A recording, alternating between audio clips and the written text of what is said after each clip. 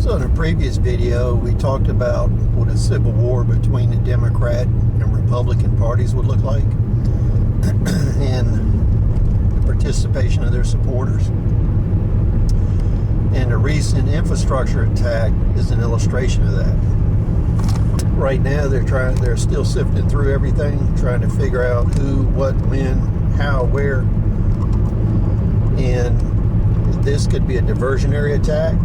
It could also be an attack to disable infrastructure to support an operation somewhere else.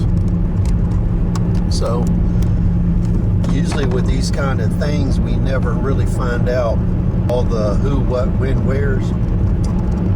And it's all speculation because the government, just by how they characterize it, they know more about what's going on than they're saying. Because when they say it's an intentional attack, that's a political response. They're not saying it's a terrorist attack. They're not saying it's a lone individual attack. They're not saying whether this is supported or not. But the likelihood of building a bomb that size by yourself is very low. Most people don't have the finances or the ability or the physical ability or a place to do it. A bomb that size takes a lot of material and a lot of preparation to make. So moving forward, we could expect to see a lot more of this kind of activity from both sides, because both sides are going to target things that support the other side, whether that's food, communication, power. You can see targeted attacks with comms in the future to black out certain areas. Same thing with power.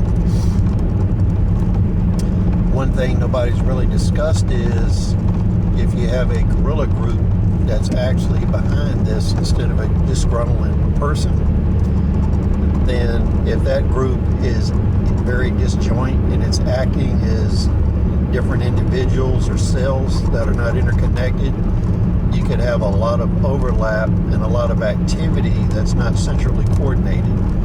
But it would be just as effective as a coordinated organization, but much harder to detect and fight. So the big lesson here is, what are you going to do to support yourself while the two sides are fighting it out? This could get better, this could get worse.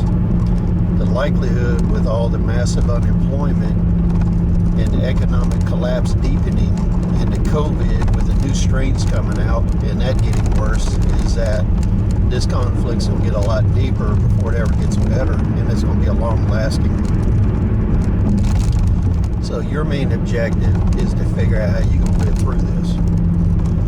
And you can see here, as we talked in other videos in the past, we talked a lot about what this would look like and how to survive at home. So redundancy in communication is very important, especially from a business standpoint where you are supporting yourself and your family and you're using the internet to support yourself and make income, do a job, work from home. So what you may want to think about is redundant communications with the internet via satellite internet.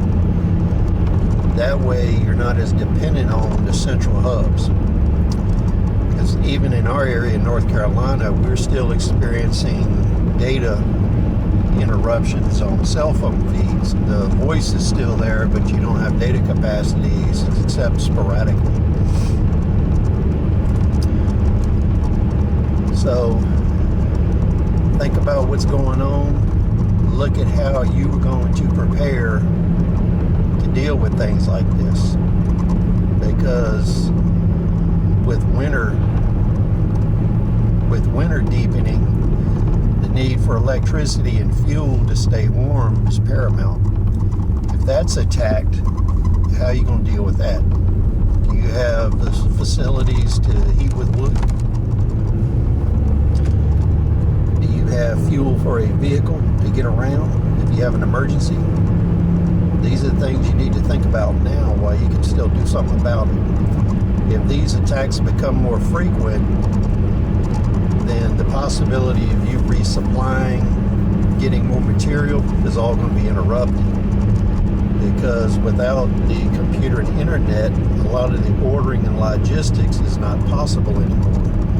all the in-time stocking, manufacturing, that's all computer supported, so shocks to the net will interrupt that. So just your local store getting goods and materials and fuel is totally dependent on the internet infrastructure. So you need to be thinking about alternative ways in stocking up with stuff. Do you need to build a shed? Do you need to build a home workshop?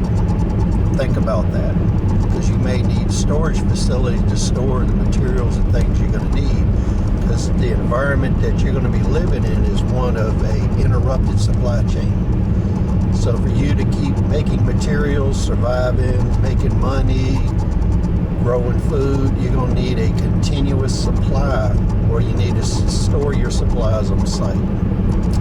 So please comment below, rate, subscribe, tell me what you think, share this with your friends. See you on the next episode.